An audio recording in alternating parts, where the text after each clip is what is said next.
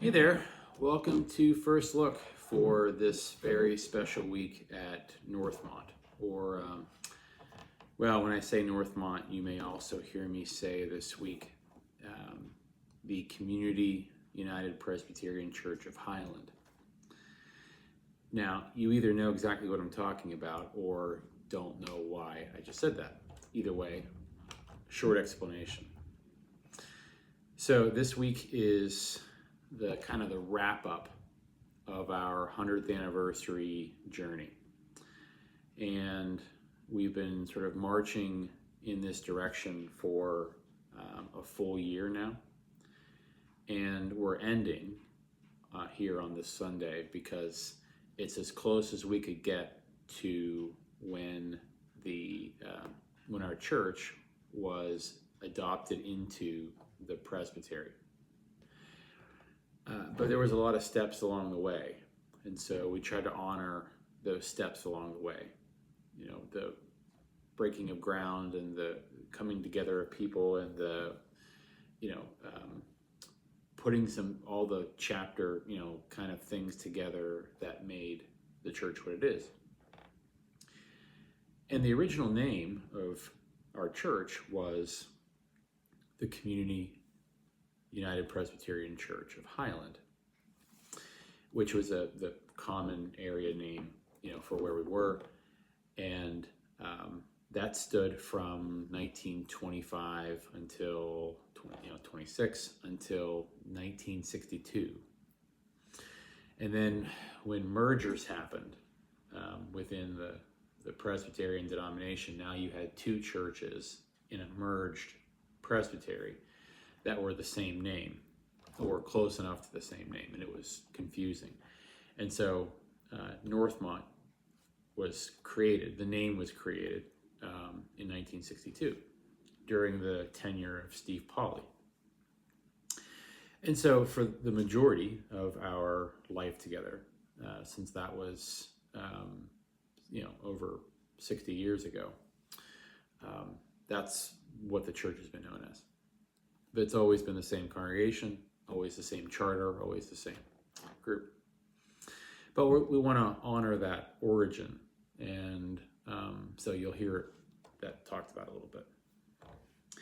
And I was kind of going over some of the last things that we'll mention, and things we're going to try to do to kind of wrap up the celebration. But you've heard me say several times that I have been really grateful for the congregation's willingness to do this,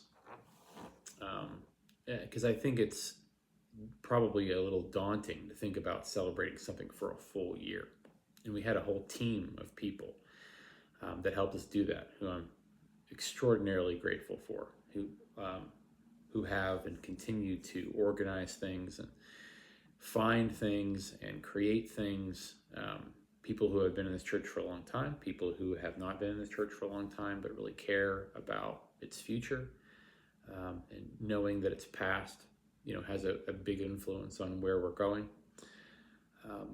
And we've seen things happen over the course of the last year or so, that have been changes. And some of those have been physical changes, like a new electronic sign, taking out the sign that was there for over 30 years and putting in a new electronic sign, which has been a successful thing, and putting in a new parking lot, having to repave all that. These are huge projects. And it took a lot of faith and dedication and recognition that, if we want to be here well into our second century, then that will mean making sure that people know that we're dedicated to that. And I think that the investments in our infrastructure, in our physical space, is a signal of that. And so it's been really amazing to see a lot of the pictures and the time capsule that we found, and the celebrations that we had, things that we wouldn't have done or wouldn't have found or wouldn't have experienced if you all didn't say, we want to do this, we're willing to do this, we're ready to do this.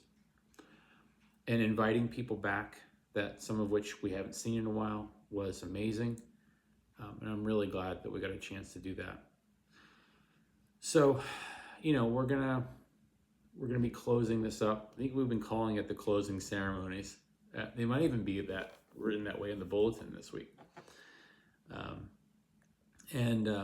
And so we're going to be thinking about, that kind of legacy and that kind of thing. So I hope that you're able to join us, whether it's online or in person. I'm really hoping that we can wrap this up well.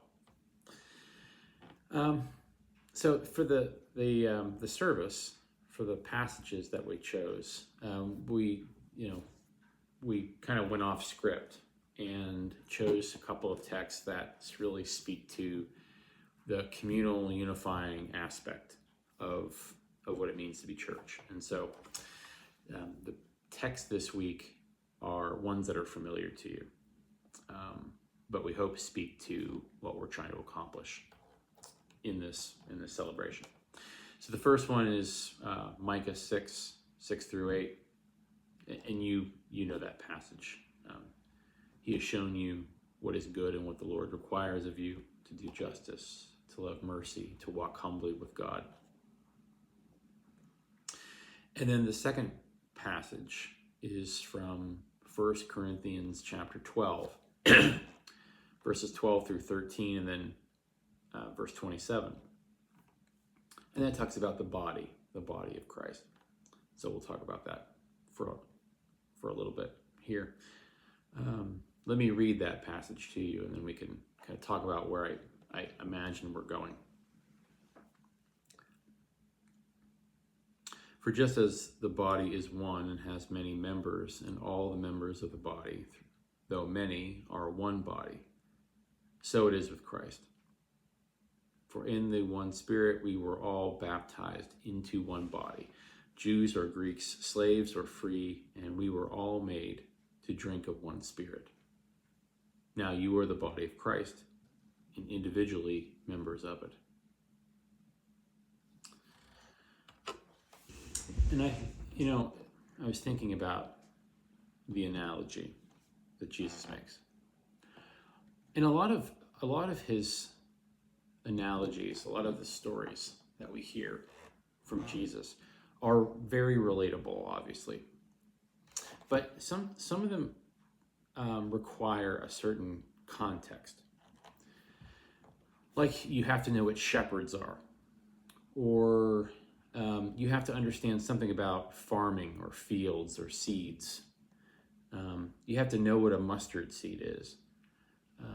You have to understand something about, agriculture or land ownership or marriage or something. There's some element of context that you need in order to really get what Jesus is saying. And you can get there easily, and all you have to do is ask a question if you don't know anything about farming or anything. But you do have to do a little bit of work, but it is accessible.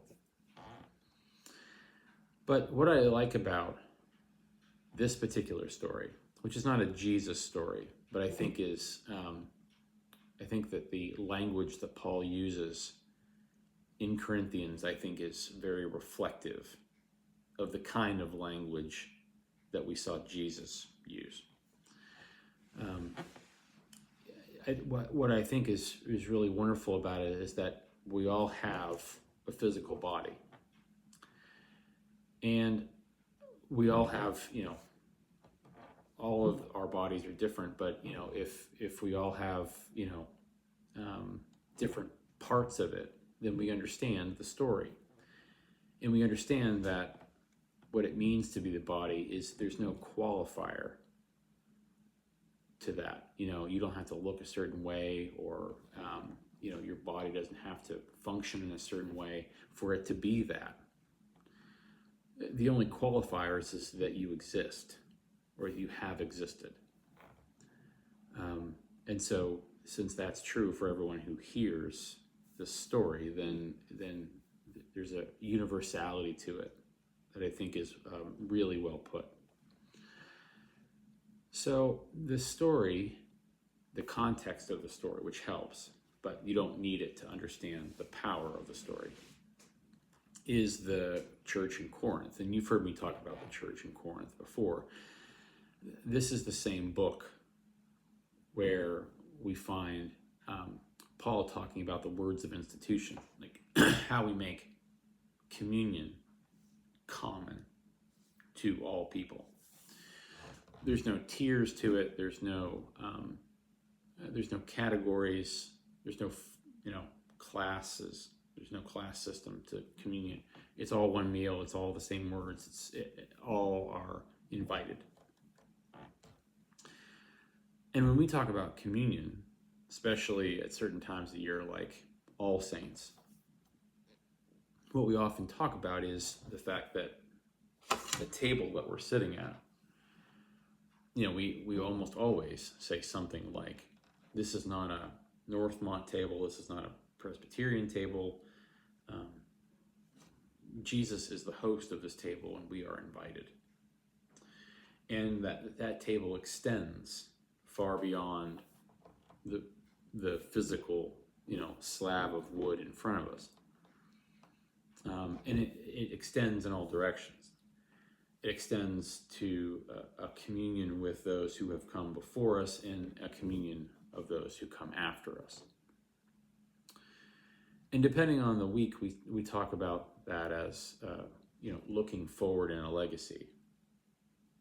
That we look forward, that I'm always kind of taken aback and, overwhelmed when I think about the fact that, like, when we commune together, what we say is that we commune even with those who aren't here yet. That someone who's watching this has grandchildren or great-grandchildren who they will never meet, perhaps.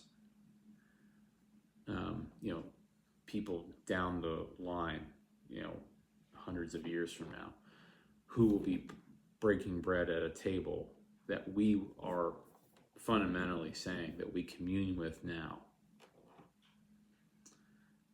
And at the same time, that we do so with those who came before us. I have relatives, ancestors who I don't know and will never meet that I commune with when I sit at that table. And that's a powerful image. At least it is to me. It's a powerful image. And when we talk about our baptisms, which we'll talk about here on Sunday, the affirming of that baptismal covenant, it's a reminder that the promises that we make are not just to the people in front of us, but we make those kind of covenantal promises to those who will come after in honor of those who came before. And there are few times when we can really honor all of who we are, all at the same time. And that's a big part of what we do here. And, that's what the church in Corinth, I think, was trying to set up, was that communion could be something that was more universal, that the celebration of who Christ is needed to be expanded. And so much of what we see in that particular letter is Paul breaking down for the people who were there what exactly they were doing, what worship meant, what it meant to blur the lines between the divisions that we have, and then do something positive about it. And Corinth, in the same way that any church has this variety of different people who I'm sure didn't all think the same politically or speak the same language literally or metaphorically, who had different socioeconomic backgrounds and resources available to them, marital status, the whole shebang, that people who were just in different spots. And Paul takes the time in this letter to remind people of their universality. It is a lot when I think about Paul. Paul was always trying to do kind of two things at once, if you know his story. In one way, he was trying to differentiate himself from the disciples, because he recognized that he had a different point of view and had a different goal. I want to go beyond just this geographic, cultural area and move beyond it. And we can't just make these people worship God, experience God in the exact same way that you might, Peter, you might, John. We have to understand that their lives and their world is different. But at the same time, really wanted their validation, really wanted to be seen as genuinely following Jesus, despite the differences, and also despite his background, as someone who was oppressive. So he struggled with that kind of back and forth. But he is also able to recognize that the source of faith and the foundation on which he was standing was the church that Christ had built. And I think as the current pastor of this church, and when you think about, like, in the scope of things, Northmont is one church on, Perry Highway, where there are a lot of other churches, either on our road or really close by. Lutheran churches and Catholic churches and Episcopal churches and, non-denominational churches. There's all sorts, there are a lot of churches. I happen to be the pastor of one of them in one denomination. But within that context, there are a lot of stories and a lot of not just pastors or associate pastors, but there's a lot of staff and music directors and elders and deacons and members and guests and people of, people who have kind of seen this church through a lot of different things.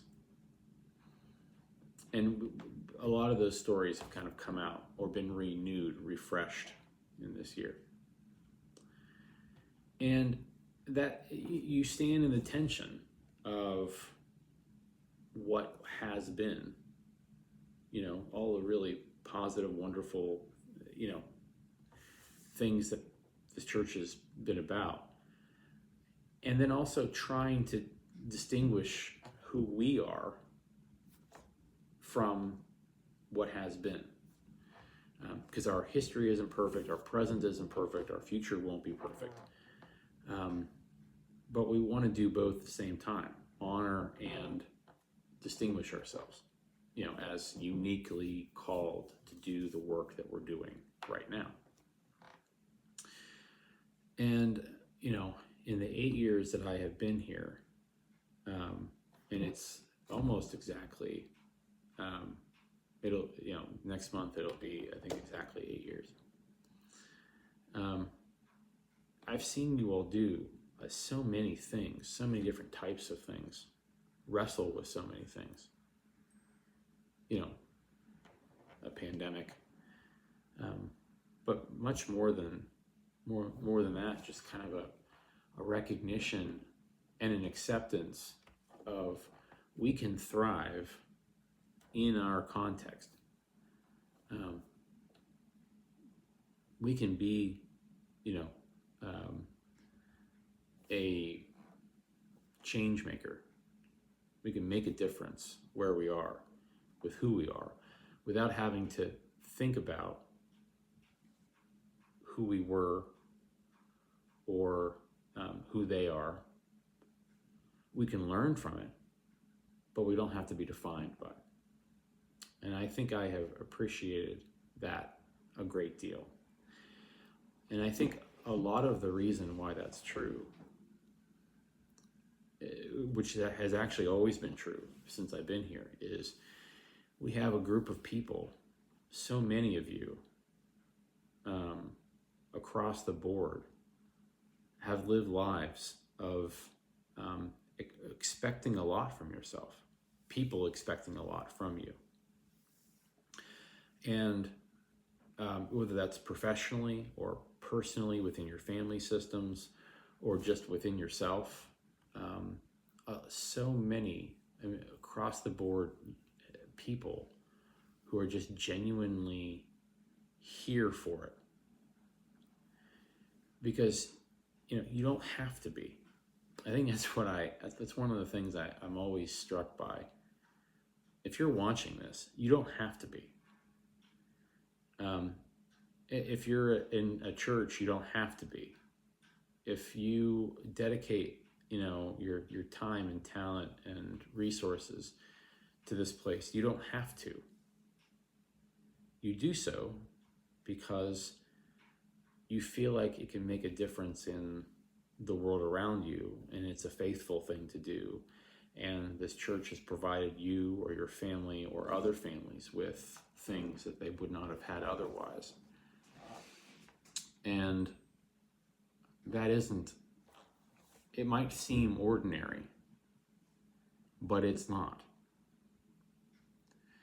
Because I have done this long enough that I have seen churches falter in that, either because of the circumstances around them that weren't of their control, that they couldn't adjust for fast enough, or things within the body of that church that just really went the wrong direction, leadership that didn't plot out a faithful course. I mean, all those things do happen.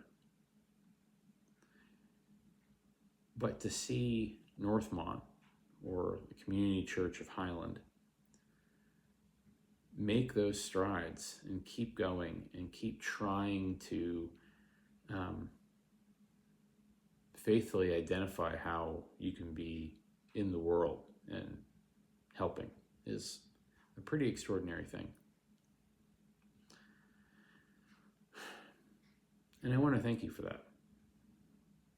I'm really grateful to work in a place that I feel like is dedicated to trying to reconcile, one, how it can do all that I just mentioned, but two, do so by balancing all of the different opinions and thoughts and backgrounds and perspectives that this church does. And it does so very intentionally. We have some new members that are joining here soon, and some new elders and deacons that are coming on board kind of all in the same time. And I've had conversations with all of them about what this church is, what Northmont is. And I don't know what Northmont said about itself or Community of Highland said about itself along the way. But one of the things that we have tried to say to every single person in leadership or in membership is that we should be different because you are here. And that we will do every single thing in our power to allow you to genuinely explore your faith on your own terms and find ways where those on whatever end of any spectrum you think of can do so together and learn from each other. That's not a very tidy mission statement, but I think it is accurate to who we're trying to be. So I hope, just to kind of wrap up, I hope that this year has taught you something and maybe inspired you towards something. Maybe in the following year, now that we've we're going to be on the other side of 100. You might look at something differently, a new opportunity, a new way of being, a new, look at something that you haven't seen it before. I hope that that's true. I hope that that's what we keep striving for. Because we've done things to our property, and we've changed some things from a committee structure, and we've started to look at ministry from a different angle, and we have people coming on into new roles as Stephen ministers, again as other leaders, and I think that the future that we have together, I pray, is a bright one. So thank you for being that. Thank you for allowing me to be myself. Thank you for kind of working with me and trusting that we're trying to do this together genuinely. I hope you have a wonderful week. I hope that you can join us on Saturday for our luncheon, our celebratory luncheon, potluck. That's at noon on the 17th. And for our final service of celebration on the 18th. Thank you for being with me today. Thanks for being you. And I'll see you next time for another First Look. Take care.